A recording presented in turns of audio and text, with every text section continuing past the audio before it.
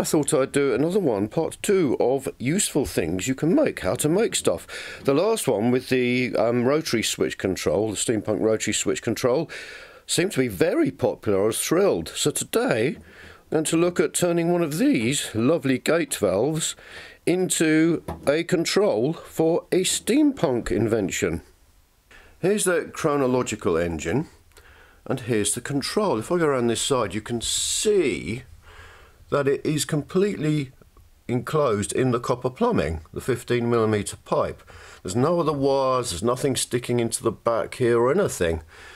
And it turns both ways, round and round and round. So it's not like a potentiometer variable resistor where it can only go so far and then stop.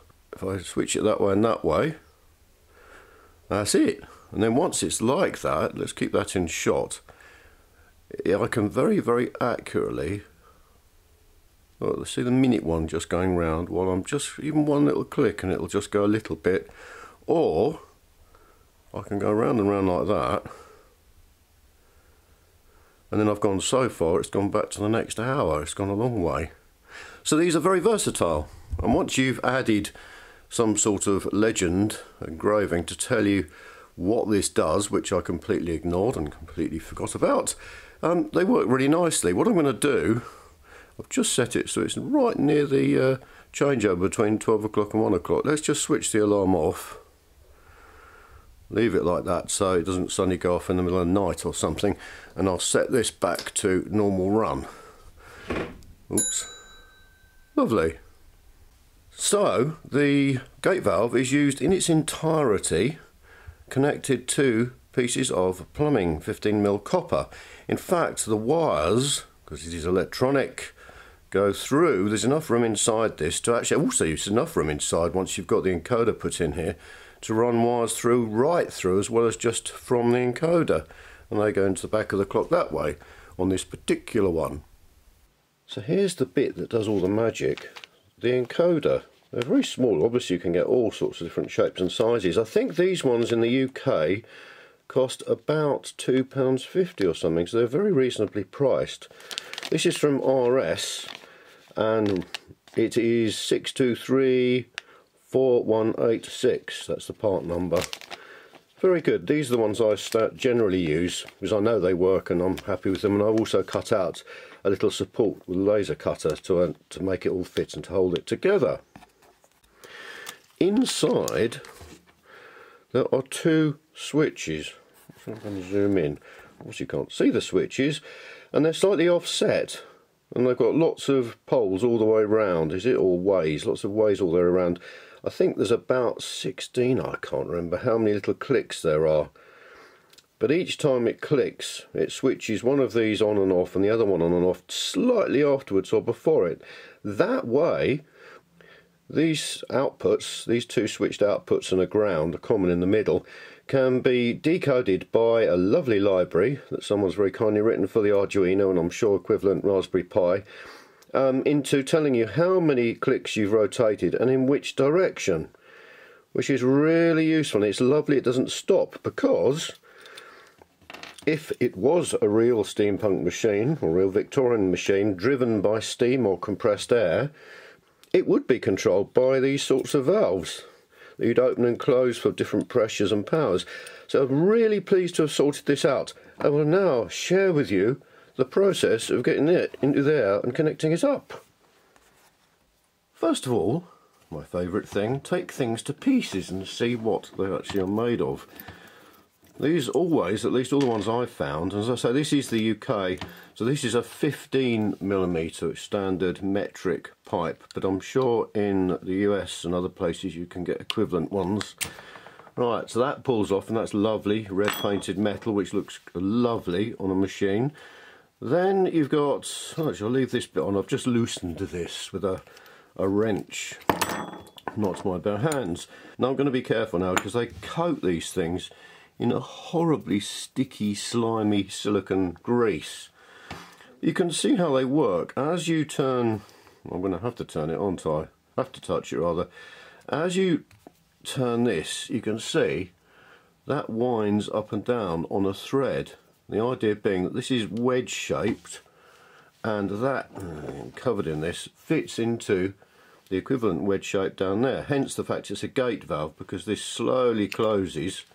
Can you see that? There we are. As you tighten it, the valve, there we are, slowly closes and seals it really tightly like a gate. So first thing to do is to try and remove as much of this silicon nastiness as possible. Now I really would recommend not touching this touching it as little as possible, always wiping your fingers because it gets everywhere. We don't actually need this gate part, so we'll put that to one side. And then what we'll do, I found the best way to clean this, or at least I do, is isopropyl alcohol, but I'm sure you could use white spirit.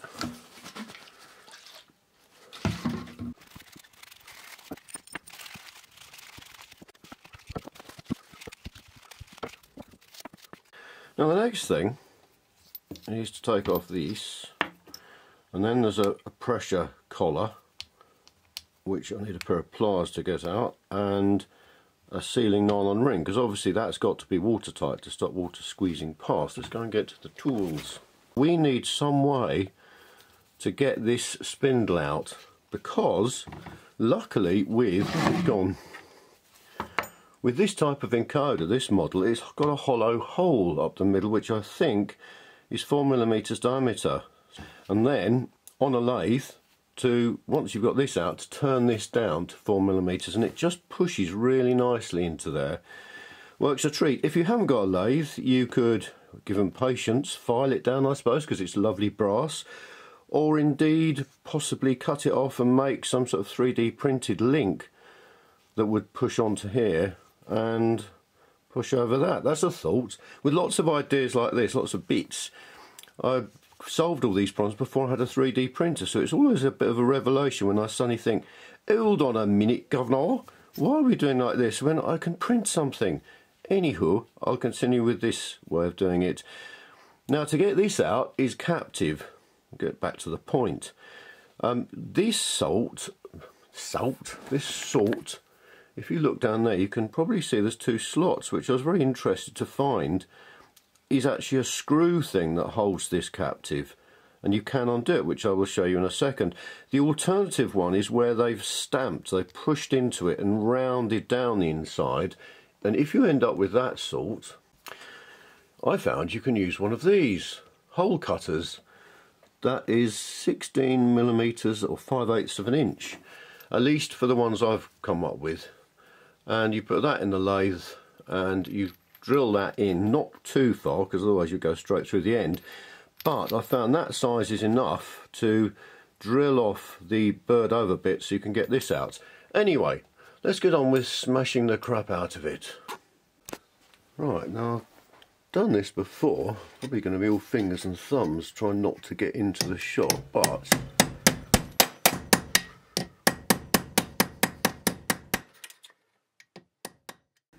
well, that was nice and easy. Ho ho ho.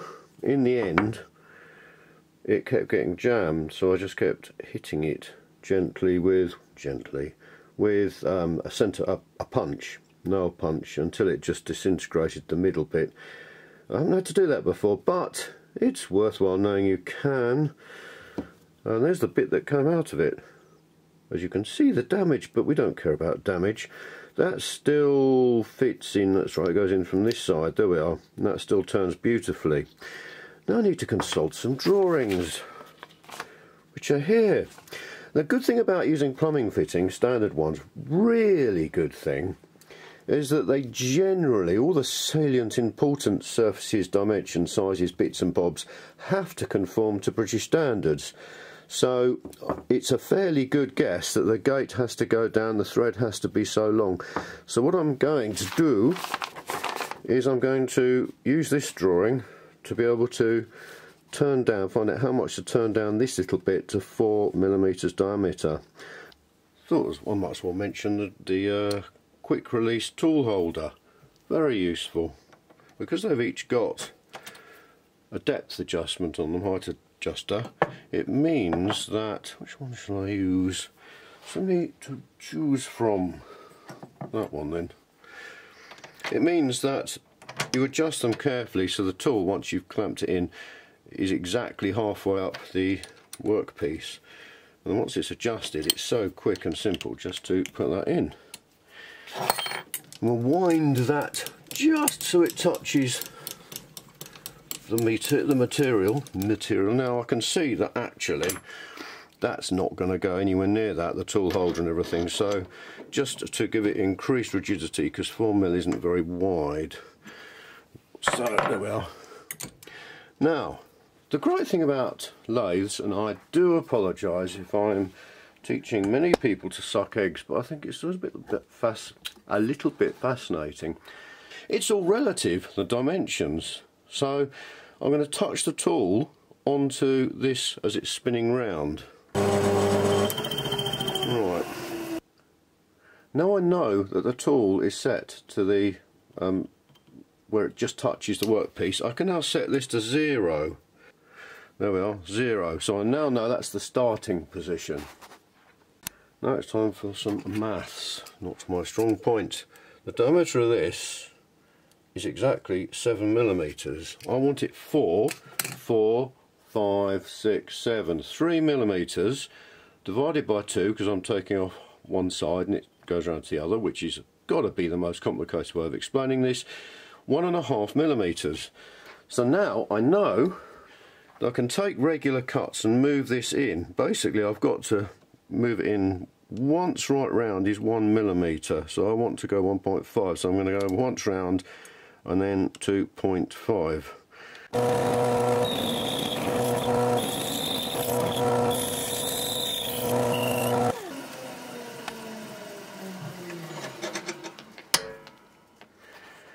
Right, I'll set that distance to 13, so now I'm going to tighten this and clamp the saddle, or whatever it's called, down. It's a long time since I learnt this, as is probably becoming very apparent. There's the dog doing the pre-wash in the kitchen. Excuse me a moment.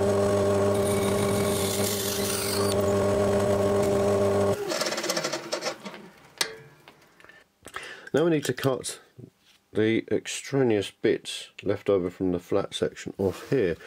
I'll do that on the edge of the table. There we are, with a standing knife. Now hopefully that, there we are, that's it. That's what we've been after. That will push in there. May not even need any glue, it just depends on the tolerances. That's probably going to be stiff enough not to need any. So the next thing to do is to work out how to mount the encoder inside here. I've exported this drawing that I did ages ago from 2D Design, which is the lovely old educational CAD software, into a DXF format, and now I've imported that into the laser controlling software.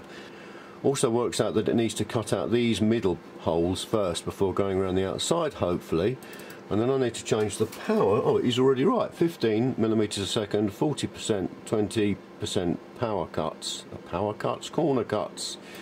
Right, cornucopia. Let's switch the laser cutter on. Then we'll download the G-code that this has created into the laser cutter. There we are.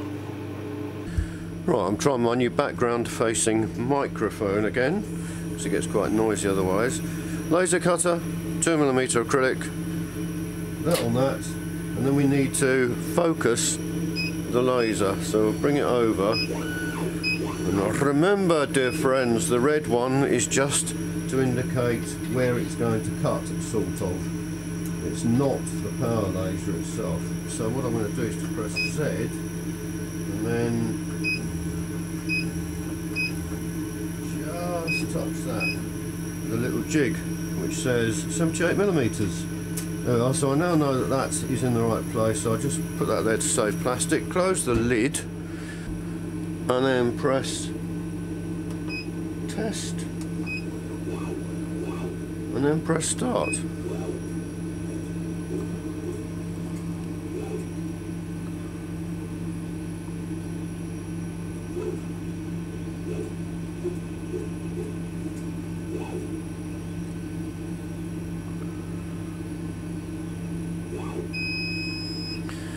Okay, now to find out that it doesn't actually fit.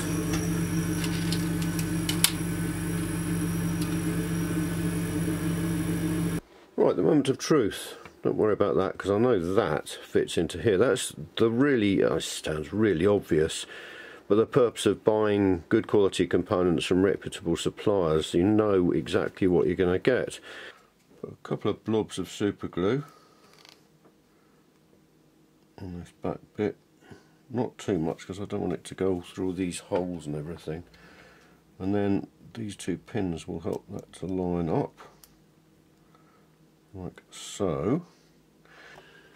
Okay, and then using some wonderful blue tack, because it's just handy for holding things in place. Also tin the wires, which means that the flux in the solder cleans the metal and puts a thin layer of the solder on it, which means when you actually bring the two surfaces you want to join together, you don't need any more solder. All the cleaning's done, you just need to touch them and then heat them up. I think I forgot to tell you why they're both pink. It's because I haven't got an Arduino available. It would be nice to show you this working, so I think I've got a bit of video clip from the Steampunk truck where I had finished this control and got it working with the positions being printed out on an Arduino. So to keep continuity, we do have standards at Steamhead, you know. Continuity, I'm keeping the wires the same colour. It's absolutely ridiculous, never mind. Anyway, there we are. Whoop. There we are. So there are the three wires connected, centre one being common ground, and then the other two, the right and left. And doing it like this means that that can't possibly touch any bits of metal in the switch, in the gate valve housing. Let's just see if this all fits together. Well, you can see how much space there is now available. So that goes like that. And then we've got this that goes in there. Then we've got this that goes on there and screws into here, like so.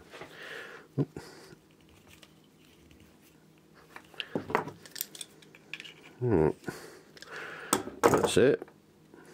Perfect. So I'm getting so excited by this. I don't need any glue.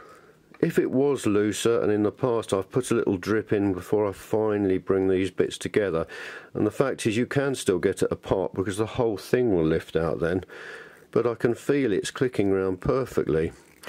If you tighten this bit up, it just makes it really stiff. As I was saying, this is a waterproof seal. It's not necessary. I don't know quite whether I can get this particular one, seems to be jammed in there, the plastic, but it's quite loose. What I tend to do is to forget about that little brass washer and just tighten that down, even with a couple of drops of super glue just to stop it undoing if you wish. Then of course you can put this back on here and screw this bit on. There we are. And you have your very own working Steampunk control to control your inventions. And as you can see inside, that's left the whole of that clear in there. So you've got room for loads of other cables and wires. What I tend to do is to protect these wires, because there might be sharp edges in here. You could use a deburring tool just to take any sharp edges off, or either I use a bit of heat shrink sleeve, just loose, just to protect the wires. They can then go through there. This spiral cable binding, which is very good. I won't do lots of it, but you just wind it around, or if it's really big you can even thread the wires through it, and then that protects them. It keeps them all together, which can be handy if you've got tons of them. And you can slide that up and you can see it actually does protect against abrasion and things like that, and damage to the wires. So that's it. And then to connect copper to it, is a lovely piece of copper. It's been cut with one of these. It's been deburred with one of these, which I'm showing you. And the idea, relax, calm. Oh look, it slides on. That bit slides on. Then the olive does, and that could be a brass olive. In cheaper fittings they're brass because it's cheaper I think than copper. Copper olive, and then the idea is, forget about the wires, that slides into the fitting. As I say, you don't need to do it all in this order, you could just leave that on and slide that straight in. And then you tighten that and it crushes the olive against the pipe and forms a watertight seal. But the great thing is, you can then loosen, undo it again and take the whole thing apart. You won't be able to get the olive off, it will be compressed onto that pipe. So hopefully I'm going to find that film showing how to connect one of these up to an Arduino and what it does. I have used the encoder library before, but it was a long time ago and I couldn't remember how to do it. So basically, this is what's so great. I knew I had it installed, so you just go to File, Examples. These all come with every library that you load. Now somewhere, Encoder. You say, okay, I want the basic example. There are other examples for other things. And there it is, it loads it. And then all I've done is to change the 2 pins. You know, it's fabulous. It's so clear, the descriptions. It is absolutely fantastic. This also uses an example, and also the other thing I love about these examples, none of them are written by people who can't help but try and overcomplicate to demonstrate how fabulous they are. They're all written by incredibly intelligent people who understand the concept of making things simple so that people can then engage with them. This has just enough information to get this working, then I can leap on it and get it to do what I want to do. It's brilliant, and I say that as someone who used to be a teacher who expounded such things. So with this one set up, serial begin, 9600 baud, that means that this sketch, when I load it, will be able to the sketch will be able to communicate back to this laptop, to the IDE, and display stuff. It's going to print a line, basic encoder test, then it's going to cycle through, that's including the library there, the sketch including the library, then you just tell it which pins are connected to your encoder, and then you can read the encoder position. And I'll show you that. So if I've uploaded it, so if I click on the serial monitor, here we are, basic encoder test, and then as I turn it, I'll show you, look, instantly I can go back down and it will go into the negative, back up, how many clicks, the position, it is just fantastic. And the Arduino can be running all sorts of other things at the same time, and because of the interrupts, and both the connections on this have got their own interrupt, it doesn't miss a trick. Isn't that lovely? Thanks very much for watching. I hope that was informative, and I hope, as with these how to make stuff videos, that it will provide you with the information necessary to make your own, add your own exciting controls to your own steampunk machines. As always, if you have any questions, please do get in touch in the comments. I'm always happy to help and try and inspire people. And click subscribe and like if you've subscribed and liked it. I think that's all I need to say. Thanks again. Hope to see you next time. And if you've got any requests for how-to videos, how to make stuff videos, again, get in touch in the comments to let me know, as long as they're polite suggestions. Thanks very much.